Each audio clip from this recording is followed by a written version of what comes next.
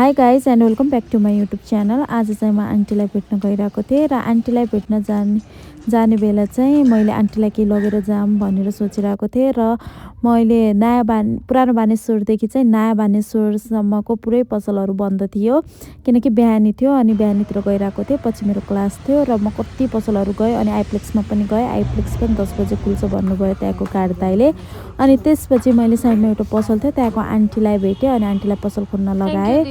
अनि पसल खोल्न लगाएर त्यहाँ पसलमा कति धेरै सामानहरू थियो, कस्तो राम्रो राम्रो सामानहरू थियो। अनि मैले त्यहाँ गएर कति धेरै सामानहरू हेरेँ अनि त्यसपछि आफूलाई जे मन पर्यो मैले आन्टीको लागि लगेर गएँ।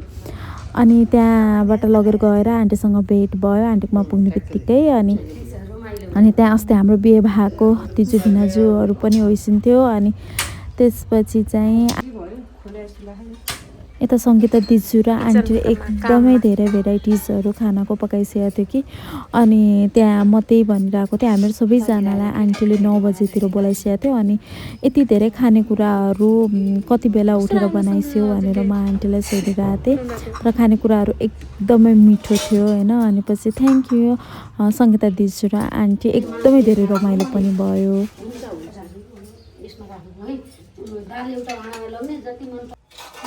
कति बेला बिहानी उठेर बनाउनु भयो त्यही सोचिरहेको छु कि यति धेरै बिहान उठ्नु अहिले उठेर हामी सबै उ गरौँ।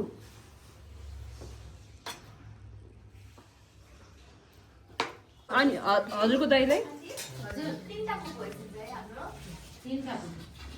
हजुरले त खाँच्दै म मिल्नु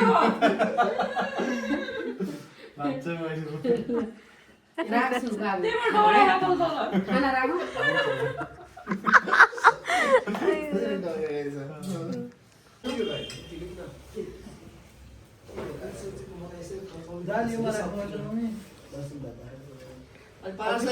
भाउजूले किनिदिनु भयो जुत्ता छैन उहाँ हेर्नु भन्नुभएको छ।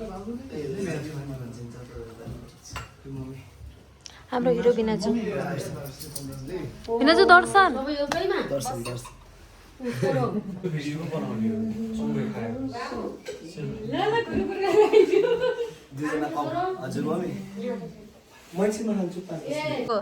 यहाँ पुरा भिनाजु दिजुसँग लभ।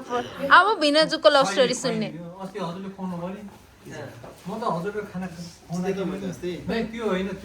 भिनाजुको पिम्पल हेर्नु न यहाँनिर। भिनाजु हजुरको पिम्पल यहाँनिर पुरै टल्किँदैछ हेर्नु न भिडियोमा। फेरि बिहेको भिडियोमा पनि फेस देखेर नदेखेर पिम्पल छ देखे त्यही भनेको यहाँनिर पिम्पल छ। फेरि यहाँ पनि भोलि जाने भनेर अझै ढिलो गर्छ आज यति मन परेको छ दादाले अब यति जब गर्नु पर्यो ससुराली बस्नु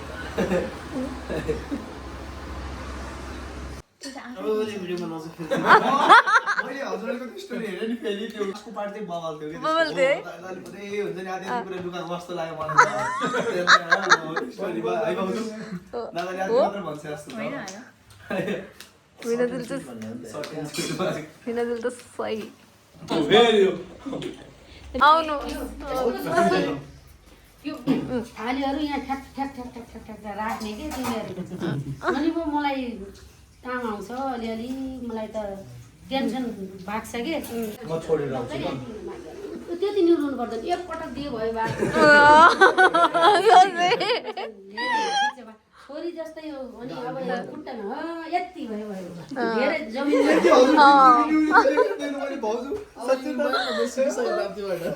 यो पालि दादाले धेरै सिक्छ कि नै मैले दम पर्छु खाना बनाउनु सिक्छ। ल उता राम्रो चाहिएको होला ख्याल गर्नु है।